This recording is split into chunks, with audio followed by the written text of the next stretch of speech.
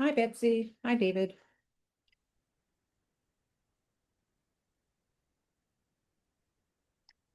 Um, Maybe Ashley and I should stay on camera to encourage others to do the same and with our big smiles. What do you think? Oh, you're on mute, Betsy.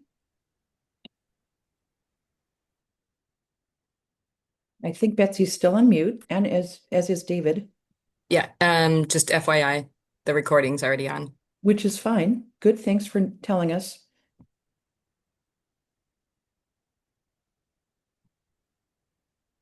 And then if we're putting this on YouTube later, Betsy, you might want to can you pin yourself to make you big? Um, I think someone else it's not my meeting, so I think whoever is hosting would have to do that. Okay.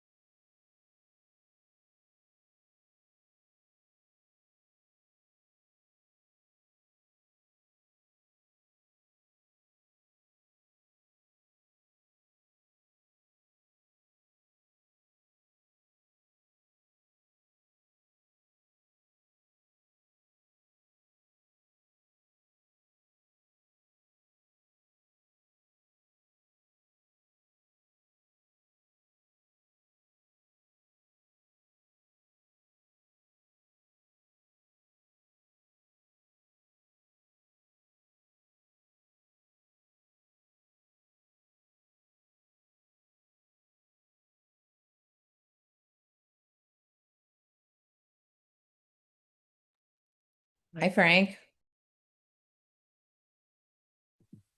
Hi, Peggy. Are you coming on the bird watching thing on Friday? No, I'm not. Okay. We'll miss you. Hi, Mary Ellen. Oh, are you doing? Yeah, cool. Hello.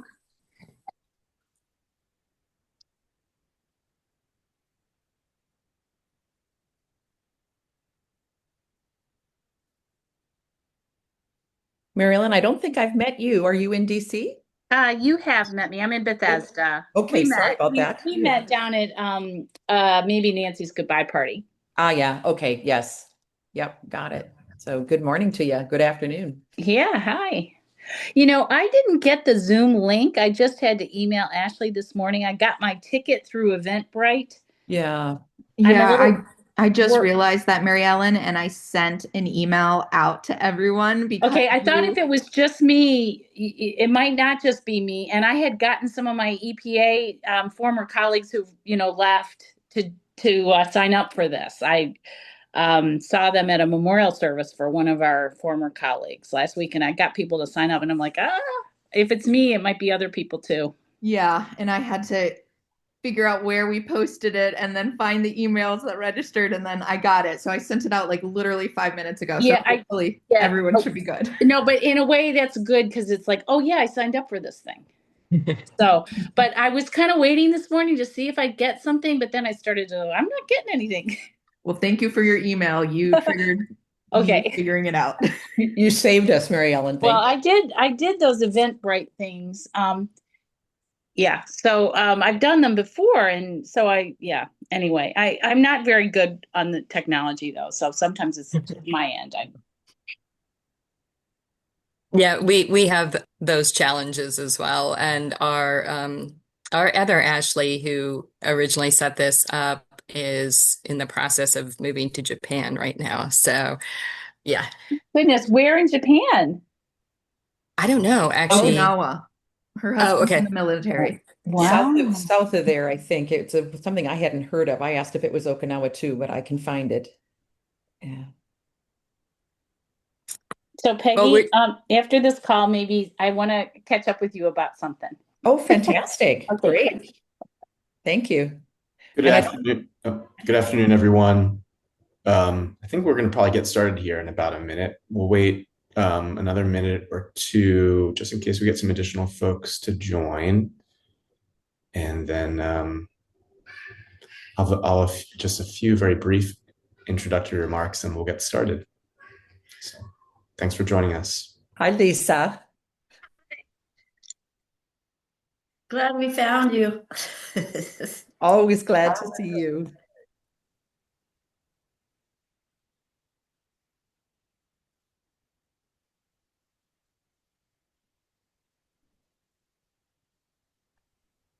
And now Robert Quarterman, I'm very cautious after the Mary Ellen debacle, but have we met, you and I? I don't believe so. Okay. Where are you located? Luray. Luray. Great. Near the cave.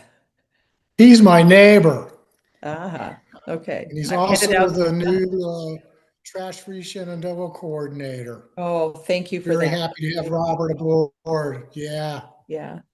I'm headed out your way Friday for Yeah. Mark's birdwatching event. Oh, nice. Very nice. Yeah. All right. we Oh, were just in the area for our staff planning retreat in Bentonville. I thought about crashing that. Thought, that might not be wise. You should have actually, we could have invited you out on the river with us after. It was just a beautiful afternoon on the Shenandoah. It was a lovely paddle.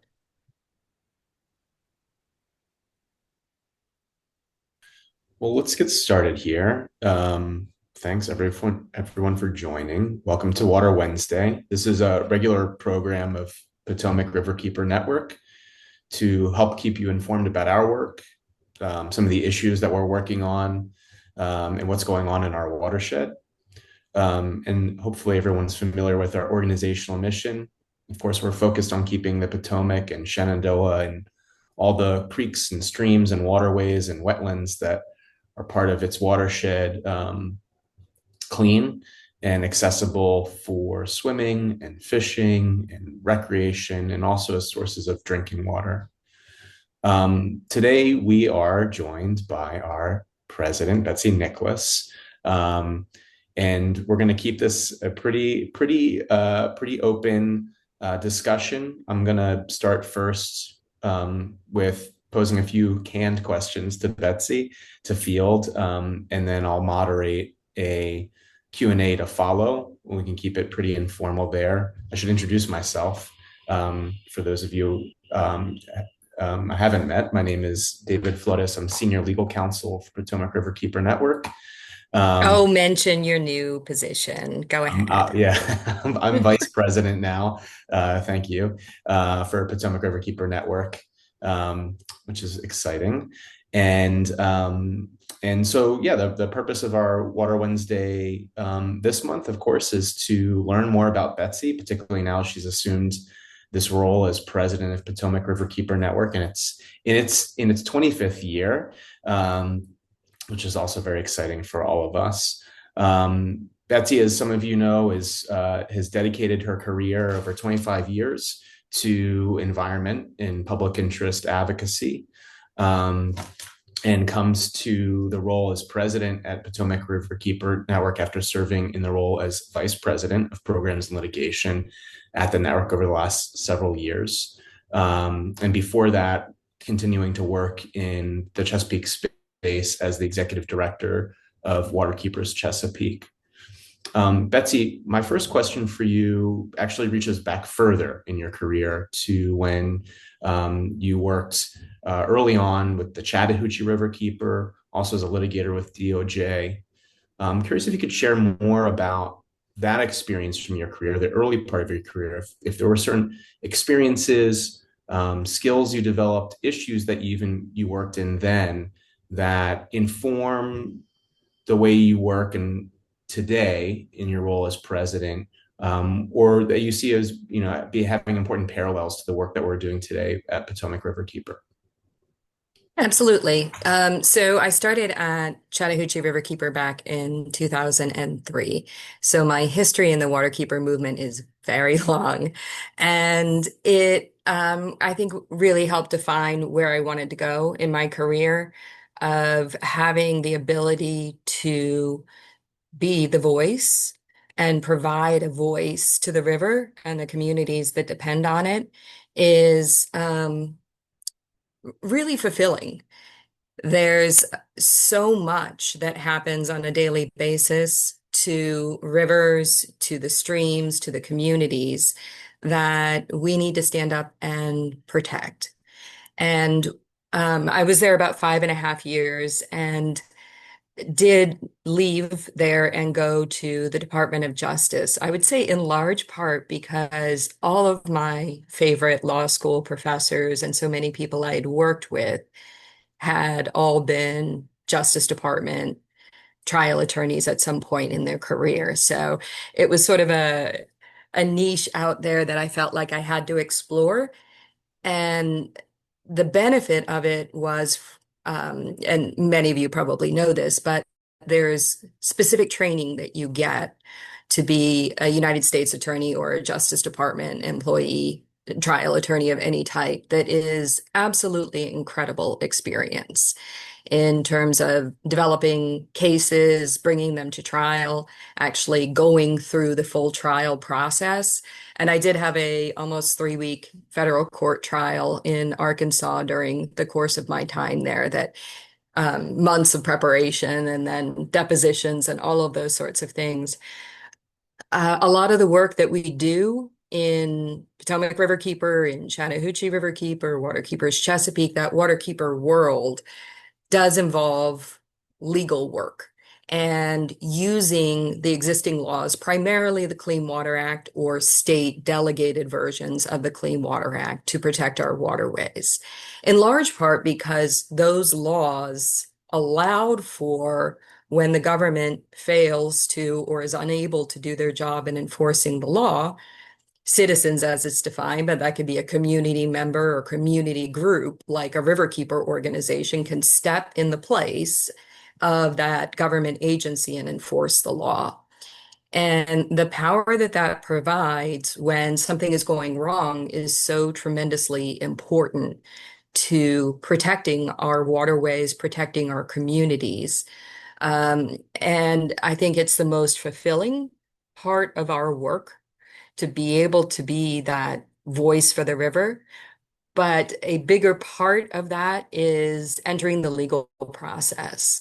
So having that experience of actually going all the way through trial in several cases for me helped me really understand the stakes at the beginning phase in the case development, that if we choose that path of enforcing the law, or really often are pushed to that point that we're not able to fix the ongoing pollution through other means, dialogue, discussions, negotiations, that I understand what that process looks like, how to get through it, and how to move forward. So I think that that really helped me understand the big picture of environmental enforcement, of using the law, and how to use it strategically to protect our waterways, but also understanding how long it takes if you go the legal route. It's a slow, painful process. So when we're able to resolve pollution issues without having to go all the way through trial, that's much better in terms of getting a resolution for the waterway, as well as not tying up the organization and pro bono counsel for years and years where possible. Thank you, Betsy. I want to ask you about your personal and professional experience and philosophy. I guess the short version of this question is, what about water? So why is it, with someone with, experience and training in environmental advocacy and litigation and policy more generally, what is it about water issues, water pollution, even working with river keepers that not only draws you to, devoting so much of your career to this work as opposed to maybe other pressing environmental issues like climate change and energy and so forth. And in particular, what is it about the role of president as well, of a water quality, watershed focused organization that really draws you to this work? I grew up in South Florida near the beaches, Palm Beach County, Boca Raton, and loved water from the time I was a little kid. Uh, as happens for people who grow up in South Florida, there are pools everywhere. I don't even remember being taught to swim because I was so young at the time. I think I was 2.5 when my parents went on a trip with my sisters, and I was too young, so I stayed home with grandma, and she taught me to swim when so early that I didn't even remember it. But water is always something that I have found restoring and healing, that there is nothing more relaxing to me than being near or in water. It just kind of cleanses the soul and the mind. So I think there's always been that connection to water. But in terms of work, this is something that we quite simply cannot live without. Water is essential for life. It's what we look for on other planets to figure out if there could be other life out there. And it has sort of a mixed history in how it has been treated and respected over time. And in the really the industrialized age, water was necessary for manufacturing, for so many different types of industries. So they set up right there so they could, on the riverbanks so they could get the water, but they also then dumped all of their waste into it. Well, rivers are resilient and have a lot of assimilative capacity. We got to a point where we were using them as dumping grounds. We had rivers catching on fire, and thus was born the Clean Water Act. Maybe this was foreshadowing my life, but I was born in the same year as the Clean Water Act. And that's actually true for our Upper Potomac River keeper too, Brent Walls.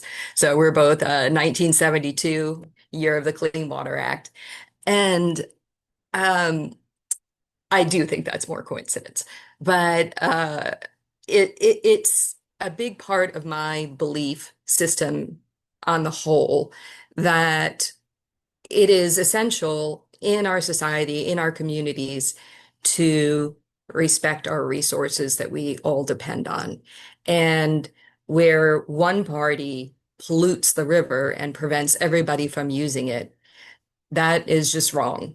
And every part of my being wants to stand up and say, no, this belongs to all of us. We all need this resource, and you, industry polluter, don't have a claim above everybody else's public claim to this resource, whether it be for drinking water, obviously essential, but recreation, fishing, just even the beautiful aesthetics of a waterway. I think that that's an essential part of our lives, our peace, and just fairness and justice.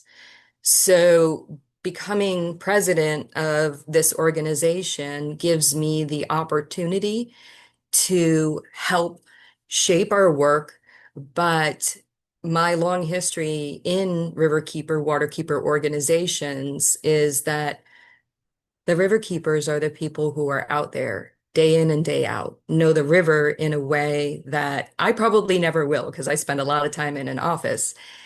And following what they say, what they direct as the best thing for the river is right. It is always the right thing. Doing what's right for the river is the action that we take.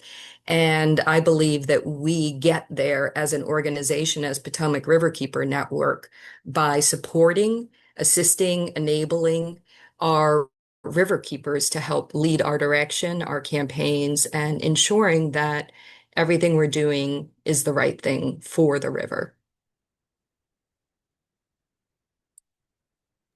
Thank you. I think I'm going to ask two more questions, and then we'll open up shortly to questions from the audience. Feel free, folks, to, if you have questions, some burning questions, you can feel free to drop them in the chat, and I can pose them to Betsy, but we'll certainly get to them shortly. So, both in your role previously as vice president of programs and litigations with Potomac River Keeper Network, and then also, I also know just from working with you in prior years while you led Waterkeepers Chesapeake, that you've really been steeped in a leader in policy and legislative advocacy in this region. And I'm curious, just looking ahead over the next 1, maybe 2 years, are there particular policy priorities for Potomac Riverkeeper or policy opportunities as you see them at the local or state or even regional level that you're one really excited about, right? As someone who is I might say a policy wonk, but that you also think could be really consequential, not only for folks that are members of Potomac Riverkeeper Network and want to be involved, but also folks who live in the watershed whose lives might be improved. Yes, I do. I have gravitated towards policy, perhaps in part because all the way back when I was at Chattahoochee Riverkeeper in the early 2000s, I was working in that realm in Georgia and recognized that you can cross party lines. You don't have to get hung up on that if, again, what you're keeping your focus on is what's right for the river, right? What's right for the waterway, what's right for this local community, what's right for the state. And so you can still make progress. I also learned and really bought into the idea that you don't have to accept the status quo, that if the laws aren't working for us, the laws aren't working correctly, they're not being enforced, you can do something about it. And that sometimes that's calling it out, that's public action, but also sometimes you can actually just change the laws and make them work for the better. We're in an historic level of federal rollback of environmental protections and programs, all the way from defunding to simply eliminating to, in some cases, entirely reversing long time scientific findings and understandings of what we need to protect our waterways and our climate in the future. I won't accept that, and I don't accept that as our future. So I think this is a really critical time to be able to make change at the local and state level so that whatever the federal government does, we can still ensure that the Potomac River, our local tributaries, the Shenandoah, are all protected and are safe for us. So along those lines, I think toxic pollution has always been something that I'm very motivated by fixing. Having water, the most nourishing thing, impacted by toxic pollution so that you're getting that in your body when you're consuming water is always just sort of outraged me at the most fundamental levels and made me want to scream, no, this isn't right. This can't be happening. So we at Potomac Riverkeeper Network have been leading in the area of PFAS, or the toxic forever chemicals, in large part because the research and background of Brent Walls, our Upper Potomac Riverkeeper, who started looking at these chemicals and studying them early on, testing for them, identifying them where they were in the watershed. As we've evolved in this journey, we've seen a very troubling trend that while we already have these toxic forever chemicals, PFAS, spread all over the place, they're in so many different consumer products and have been used despite the companies knowing their toxic history for decades. We continue to do that. And looking at a situation where you know it's toxic at very small levels, and yet we continue to spread it around the watershed is particularly frustrating. So at this point, one thing that Potomac Riverkeeper Network is really focused on in our PFAS campaign is stop it at the source. We're still going to have a lot of work to do to clean up all of the areas that have been contaminated, but let's stop contaminating new ones. And in large part, thinking about biosolids or partially treated sewage sludge that's being applied on farmland. So it's coming out of the wastewater treatment plant, which would be a really great place to stop it before it gets discharged into surface waters and then into these biosolids. But then the biosolids are being spread on farmland. So we're continuing this cycle of getting PFAS into our systems and then back into the wastewater treatment plant. And in a lot of ways, actually concentrating it so that the percentages of PFAS or the amounts of PFAS get worse and worse over time. We have to stop that cycle. And where that's particularly troubling is that if it's on the farmland, you have so many ways that it gets back into the cycle for human consumption through rain and runoff into the local waterways, where it can then impact the fish, through soil concentrations, and anything that then grows there is contaminated with PFAS. It can then enter the bodies of cows or deer or other animals that are grazing on that grass, and it can enter right into the plants that we're eating. Lettuce and tomatoes and things that are grown in these areas can be uptaking that PFAS so that we're just getting more and more of it. So in both Virginia and Maryland, Potomac Riverkeeper Network is working with many different partners, grassroots partners, watermen, seafood industry, even some farmers, to try and say, let's stop spreading contaminated biosolids on our land. And that starts with knowledge, with testing the biosolids, testing the farmland, and then disclosing that information. And the next step really needs to be setting a limit. What's too much? What is that health threshold of contamination of PFAS that's going to yield bad health outcomes for the communities that are impacted by it? And this is the step by step we need to take. Now, at the same time, let's eliminate those consumer products that have PFAS in them unnecessarily. A lot of companies have started doing that, Patagonia and REI, and even Gore-Tex, though that was probably because of lawsuits rather than any other reason for it. But a lot of companies have stepped forward and started doing it, but there are also a lot who haven't. And we need to stop those non-essential uses of PFAS in consumer products. So again, we're stopping this at both sides of that cycle and not further contaminating our communities.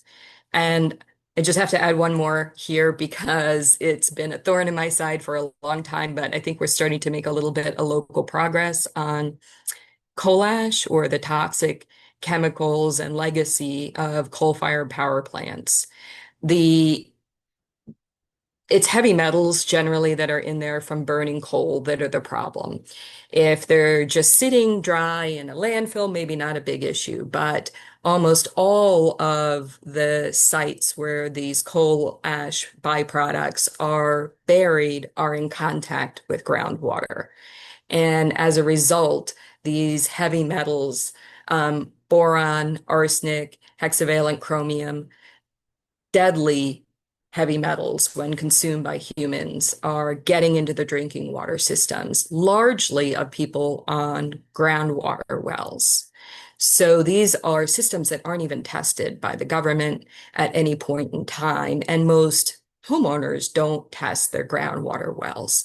So a lot of people are being contaminated. The companies are locally largely closing down. Coal is kind of phasing out, though, with a little bit of a caveat for some new energy needs around data centers. But they're closing down the facilities and leaving their contamination in place. And that's not okay. I mean, this is an industry that's earned billions over time from burning coal. It is their responsibility to clean up their mess and not leave it there to further pollute the community that's already suffered for years from the air and water discharges of that contamination. So it can be done. It can be done responsibly, and coal ash can even be reused to strengthen things like cement. So there's a reason, really important reasons for doing this beyond just being respectful neighbor and protecting our communities. So we had a great success in Maryland this year on ensuring that the federal government role on this and rules that were passed in 2024 that require this cleanup are still going forward despite the federal rollbacks because the state independently adopted them. And so even if they're not enforceable under federal law, they will be enforceable under Maryland state law. So in both Virginia and Maryland, we're really trying to give a push through regulatory means, through possible incentives, and through enforcement where necessary to ensure that those cleanups occur and people are no longer poisoned by these chemicals. Thank you, Betsy. So I'm going to pause now to see if we have any questions from audience members. I'll ask folks, if you know how to use the function to virtually raise a hand, please do so, and I'll call on you. But otherwise, if you want to come off or turn your camera on and wave, we can do this in an orderly way. And Frank, I do see that you've asked for an update on one thing. So if you want to kick us off here and come off mute and pose your question, please. I was just wanted to, well, thank you, Betsy, very much for sharing your time with us today. I was hoping to get an update on the Fort Belvoir VIPD's permit and PFAs. There are a lot of public comments made. And is it going our way, or are we going to have to fight? David knows more about this than I do, but I can answer the first part. We're going to have to fight. We're going to really have to fight on this. PFAS cleanup, PFAS remediation, PFAS testing is all expensive. So when you have a lot of expense involved, you get a lot of resistance. We are not getting much help. Well, really any help right now from Virginia Department of Environmental Quality. And thus, we have sort of the double burden of scientifically showing that there's a problem, getting data to show there's a problem, which we have, and it does show that. But then also, how do we create better permits when we don't have the agency buy-in on it? And David, I will allow you to expand on that since you're really close to this matter. Yeah, thank you, Betsy. And thanks for the question, Frank. So, Fort Belvoir is not unique in terms of a wastewater discharger in Virginia that has a permit from DEQ that doesn't contain any conditions for PFAS, right? Obviously, Fort Belvoir is not the only entity in Virginia, let alone in our portion of the watershed, that is likely, if not known to be discharging PFAS in its treated wastewater directly to streams and rivers. So this matter is sort of emblematic of a larger issue with, as I think Betsy noted, DEQ's policy on addressing sources of PFAS, particularly through pollution permitting. And so this is something we've been focused on both in the context of these wastewater permits or VPDES, Clean Water Act discharge permits, as well as biosolid land application permits from Virginia Department of Environmental Quality. And as well as our partners over years commenting on permit renewals such as this that have been coming up. And time again, what we found by engaging in that permit advocacy is that DEQ's policy position, in essence, is that absent explicit direction and mandates from either the federal EPA or the General Assembly, they will not even require permit holders, such as the US Army in this case, to even disclose known PFAS contamination, let alone require them to monitor for PFAS in their discharges or impose limits on PFAS in their discharges. Our position as well as our partners is that DEQ already has the legal authority to do that, pursuant to both state and federal law. But that's their position, is that absent explicit direction, they will not do that. That I think, to give credit to Virginia policymakers, they have made some incremental progress to address sources of PFAS contamination. But as of today, I would say that it's been wholly inadequate, and that Virginia sadly lags substantially behind other states in our region, where other state regulators, sort of their counterparts using analogous legal authorities, have already made progress, right? Have done what we've asked the EQ to do here. And so that's very disappointing, particularly at this very moment in the context of Department of Defense installations such as Fort Belvoir, and sort of the federal arc of policy making right now that's consequential to what happens at Fort Belvoir. So, for instance, there's some reporting just in the past weeks that the US EPA is looking to actually roll back PFAS designations pursuant to CERCLA and Superfund. That's the sort of the federal regulatory regime that's driving cleanups of PFAS contamination on bases. And then moreover, Congress, both in the House and the Senate, are also looking to, through reauthorization of the National Defense Authorization Act, roll back other progress and resources necessary to clean up on-base contamination, which of course will be consequential to what comes off the base into the Potomac. So for instance, there are proposals through reauthorization of that act to lift a ban on incinerating PFAS as a method technology for disposal, which has inadequacies. Not all PFAS is destroyed when it's incinerated, so it will then be emitted into the atmosphere and then deposit elsewhere in our watershed and communities. And then they're also looking to extend the deadline, the compliance deadline for banning, really, I think the material that is most responsible for on-site contamination at DoD installations, which is aqueous film forming firefighting foam, or AFFF. So AFFF is still being stored and even used, presumably at some bases in our watershed. We have a lot of DoD installations in our watershed in particular, which should come as no surprise, of course, because the DC is smack dab in the middle of it. And then lastly, and I think perhaps most consequentially to what happens at Fort Belvoir and some of the other installations we're focused on right now, is Congress has also proposed to cut, I think, something on the order of $200 million from DoD's budget that is specifically line itemed for efforts to clean up PFAS contamination on bases. So the moment right now, in the larger context of federal rollbacks, is all the more consequential and critical for state regulatory agencies like DEQ to ensure that the PFAS pollution coming off of federal facilities is addressed through state pollution permitting. Yeah.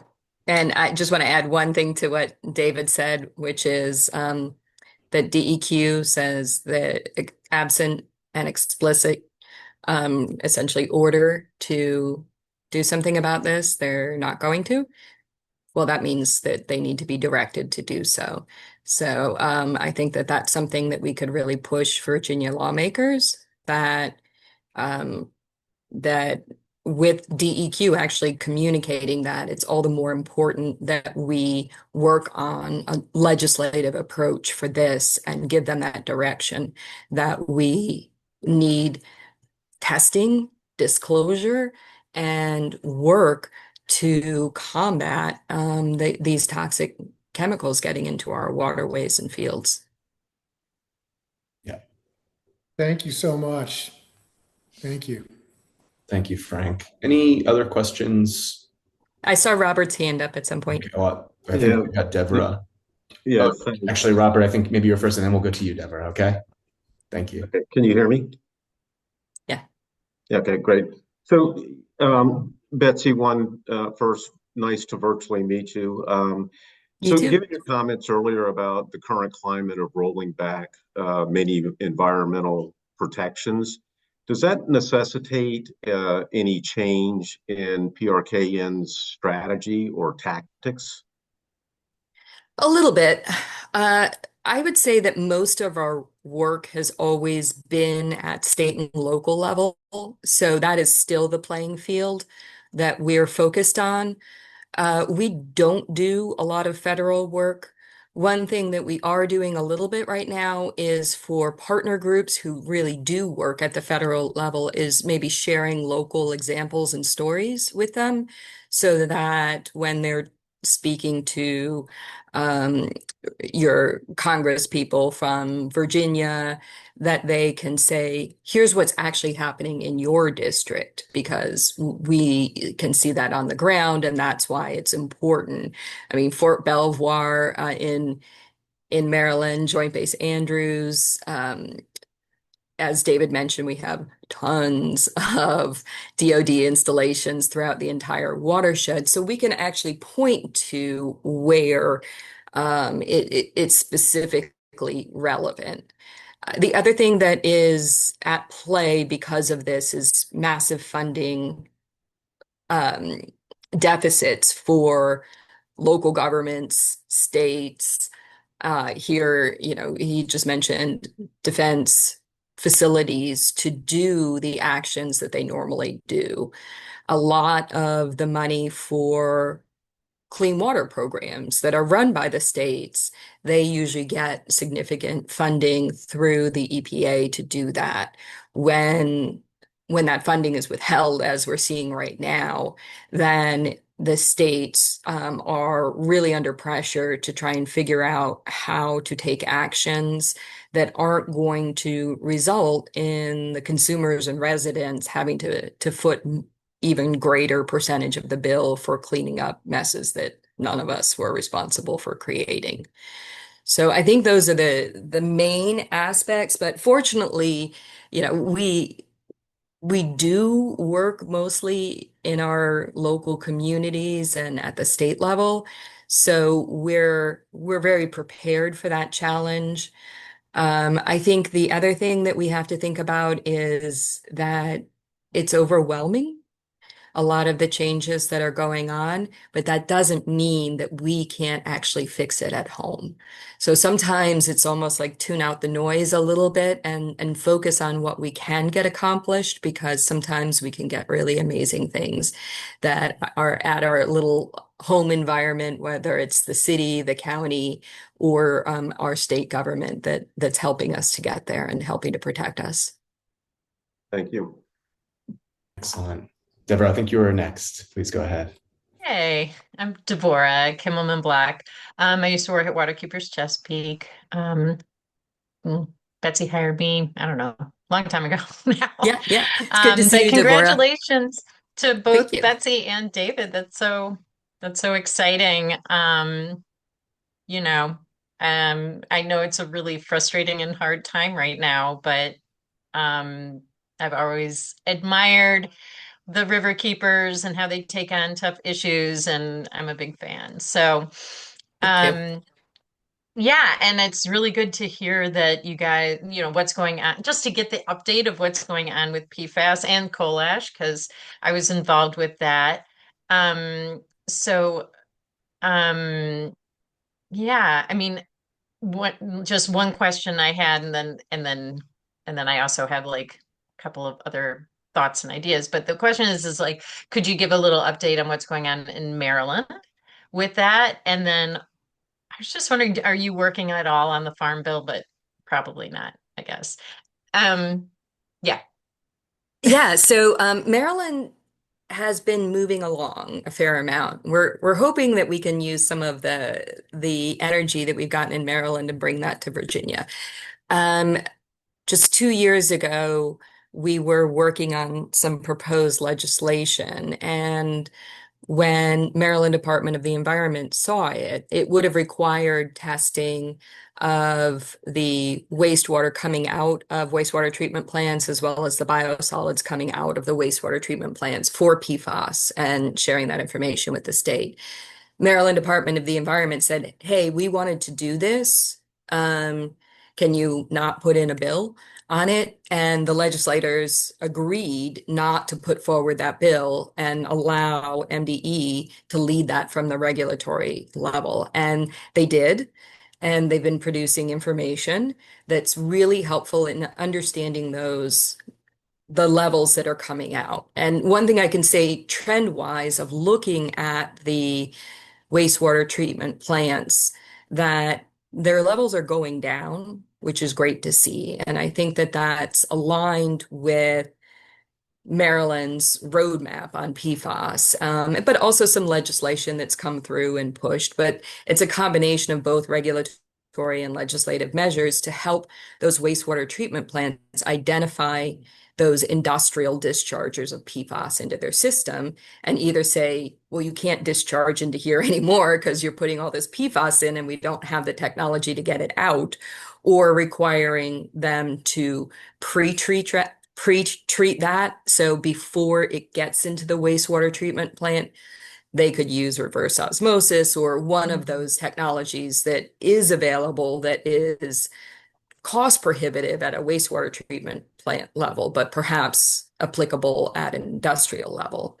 But then a third thing that we're seeing is as product phase outs or the use of products that have PFAS in it, from consumer pressure to state laws, all of those different reasons are going down. So we can get lower levels.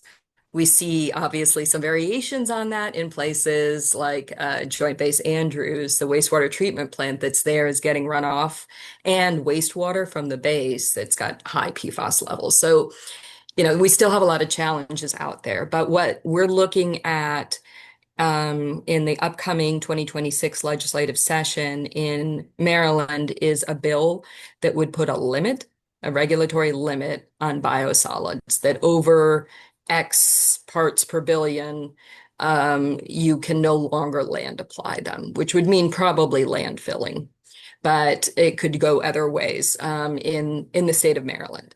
Originally, a lot of the Maryland biosolids were going to Virginia because Virginia is not even testing them. But we don't want that as our solution, right? That's just moving the pollution around is not helpful. So we're going to hopefully toe the line there in Virginia to keep it from being the dumping ground and just make it so that the industries are working to bring those levels down. The sort of accompanying legislation that's going to go forward is a product phase out. So the more we get these consumer products that have the PFAS in them out of the system, the less we are consuming it and then directly discharging it through our waste into the wastewater treatment plants. So both of those bills are being developed and really through a good collaborative process involving wastewater treatment plants, organizations like us, Maryland Department of the Environment, and lawmakers who are looking forward to pushing those forward. Neither has a draft yet, but I would say around 2 months from now, November-ish is usually when those drafts start to circulate into the community, and we'll be going forward. That's really amazing that there is industry that's already taken some measures, despite lack of regulation, just from pressure. Yes, yes. That's great. That's how change comes about, right? That you need some of those people who are the early adopters and who recognize this is a problem. Let's just say we're not going to keep making the problem worse. We're going to stop Right. It here, would be stop it at great the to source. know who those guys are so we could hold them up, you know. Yeah, I can send you a Um, list of some of the ones that have stopped. I can say off the cuff, REI and Patagonia were right. um, retailers that had a lot of waterproof products and then started using different methods that didn't involve PFAS for that waterproofing of them. But there are a lot of other ones too, and I'm happy to send that to you. Environmental Thanks. Working Group also has a great list. And yeah, yeah. If you could send that to me, that would be amazing. I mean, this is something that I'd love to continue working with you on. I don't know, would I work with David on that, or how would I do that? So, well, you're never going to get me fully away from policy, even as the president. I I love the ability that, ordinary people can really play a significant role in changing the Mhm. law by educating lawmakers, working with them, getting groups together, and so I've definitely still got my hands in there. But Devorah, your agricultural connections could be really helpful for us, Yeah. especially since it was all sort of regenerative agriculture groups that you've worked with in the past. Because one of the groups that we're really worried about with PFAS, from Hmm. what we've seen, particularly in states like Maine, Michigan, and Texas, is farmers Sure. that they didn't know, Yeah. they're still not being told that there's these toxic chemicals being applied to their land that could have really, really significant impacts on their business, their crops, their animals, and farmers' health. A lot of farmers are the first ones to get sick from being near PFAS contaminated biosolids on such a regular basis. So a lot like we have seen with antibiotic resistance in the Right. I mean, we past. were when I was at Wirekeepers, we were also working on that with the Farm Bill because, and there was interest at the time, from the Yeah. federal government on in that. But And we follow that loosely. It's yeah. just the Farm Bill, as you know, is a gigantic beast. So when some of the federal allied groups that we work with mention that there's provisions in there that could be helpful or hurtful on these toxic chemical issues, that's where we usually sign on and or if requested, provide any kind of local example to them that they can use in their advocacy. Is Maryland still like not permitting? Are the permits still on hold for spreading the? No, they're not on hold anymore. Okay. No, but they have collected now several years of data, and I would say we got really close in the 2025 session to getting a limit on biosolids. I think it's going to happen in 2026 from all the advance work, and sometimes you just have to put positive thoughts out there to make them Mhm. true. But Senator Sarah Love is leading this effort, and she has spent a huge amount of time working with all of the impacted users, wastewater treatment plants, and different types of facilities. So really bringing people together to try and find a solution that keeps us moving in the same direction of Mhm. decreasing the amount of PFAS while not suddenly having rates skyrocket for the ratepayers. Yeah. Got our work cut out for us here. Yes, definitely. Mhm. Thank you, Devorah. Thank you, Betsy. Any other questions? We might have time for one more. Yeah, I talk a lot. Long answers. Peggy, Hi, boss. Uh, hi. um, in these times, I'm just wondering what gives you hope for the future or keeps you optimistic in our field? Yeah, I mean, great question. I would say if I need it in the moment, getting in water, like that's the instant therapy. We were just had a staff planning retreat, and so we're all just out on the Shenandoah last Friday, and the weather was just perfect. It was like it is today here, where you've got the sun shining and a cool breeze, and it was so relaxing. So there's that micro aspect of it, but. Um, I think really remembering that change comes out of adverse circumstances, that sometimes that really pushes the pressure to advocates, to community members to work together and say, this is not okay. We're going to stand up and being willing to do that. We've had so many community groups we work with just say that we're so often they just do all the work themselves, but they say sometimes that they wouldn't have had the courage to do that if we didn't say, we're going to stand up with you and say this is wrong and we have to do something about it. And so that just, we have the right team for that. We have amazingly experienced river keepers. And even our vice president and general counsel here, David Flores, was the Baltimore Harbor water keeper in his past. So, and for me, I've spent most of my career working in this movement because sometimes it's frustrating. Maybe a little bit right now, but I love being able to do that, to say this is wrong, we're going to stand up and can't guarantee we're going to fix it, but we're going to try and we're going to stand with you and push back against things that are hurting us, hurting the river, hurting our communities, hurting the businesses that are dependent on the river, and hurting the place that I love to go for my personal therapy of getting in the water. And I want to safely take my tiny little dogs out there on the water with me and not have them harmed by contamination. So I think our team gives me hope every day. I saw something come through from Dave. Was it Yeah, the question? there was a note from Mr. Greg Kreider offering to Oh, help with efforts oh, for, it wasn't Dave. yeah. So thank you, Greg. I'm recording your email address here and I will be in touch. So thank you. And um, I guess invitation to everyone here that, is interested in supporting. Obviously, there's a number of ways that as Betsy has already discussed, that Potomac Riverkeeper Network gets things done, if you will.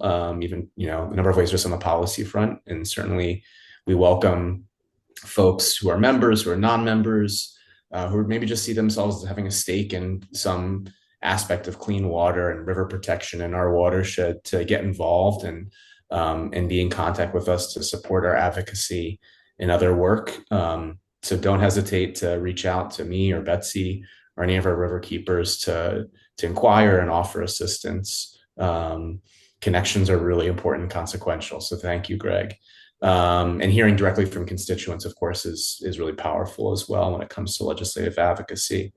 We've just a couple minutes here, so I'm kind of reluctant to pose another question, Betsy. But maybe I'll give you an opportunity if you have any last sort of thoughts you want to share with this group. Maybe also on the topic of what you see as important opportunities for our constituents as an organization over the next year or two, or anything you might want to say about your vision as president of Potomac Riverkeeper Network. Thanks, David. I think that our work is more important than it's ever been before in the entirety of my career. That seeing important protections that have been in existence my entire life vanish is really concerning. I can say as a lawyer, David will understand this too, that we have always viewed the judiciary as the sort of steady, even party to make a balanced decision on uh, on just what the law says and meeting those legal requirements. And we've even seen that thrown aside from the Supreme Court that has made decisions that are um, sort of mind-bending in terms of the logic on some of them and how they justify the actions. So we have an opportunity as community members, as members who know the law, and to use it to really make a difference right now, to stand up and draw that line and say, you can't go past, or to use my, sorry, bit of a nerd too, to use a Gandalf reference, and you shall not pass with the staff there. And I think that we really need to do that. And when we do that together with our members, our communities, it's a whole lot easier than standing out there by yourself. So we're here for you, and happy to represent you, work with you, provide you information, and engage you in the advocacy to protect these waterways where we live, and recreate, and the waterways that we love. So thank you all for joining us. I know we had a little bit of a sending link issue, so we might have had a slightly bigger crowd initially, but we'll share this with anyone who registered and didn't get the link, and happy to send it out to you all as well. And we have a little gala coming up for our 25th anniversary on October 11th, and it's going to be at the beautiful River Farm facility, just downstream, downstream from Alexandria, but right in the Alexandria area. Beautiful facility right along the river. October 11th. Tickets are on sale. Thanks, everyone. And thank you, David. He and I have worked together in one capacity or another for almost, well, at least a decade. So it's great to have him here at Potomac Riverkeeper Network with us. Thank you so much. Thank you, Frank and Lisa. I'm gonna go pick up some Thank you, trash. everyone. Yeah. Sounds good. I bet Robert will join you for that. I'll meet you there. Okay. See you tomorrow, Mary Ellen. Oh, okay. Bye-bye. Bye. Bye.